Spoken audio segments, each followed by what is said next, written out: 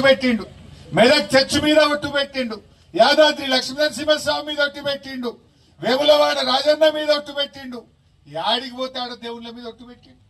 ఎందుకంటే ఆయనకు అర్థమైంది, ఆల్రెడీ బాండ్ పేపర్ మీద రాసిచ్చిన, మేం మాయ మాటలు చెప్పినాం, మోసం చేసినాం, జనం నమ్మటట్లేరని లాస్ట్ కు దేవుణ్ణి కూడా వాడుకున్నాడు రేవంత్ రెడ్డి.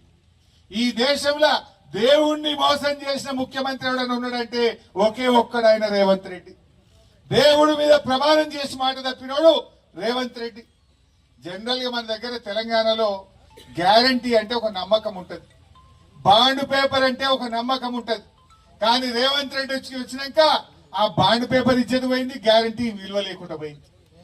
గ్యారంటీ అంటే మీకు తెలుసు, ఫ్యాన్ కొనుక్కుంటే వాడు చెప్తాడు ఈ ఫ్యాన్ కు 7 ఏళ్ల గ్యారంటీ అంటాడు. అంటాడా? బజాజ్ క్రాంప్టన్ ఫ్యాన్ లోడ్ 7 ఏళ్ల గ్యారంటీ ఉండే అంటాడు. అదేంది మన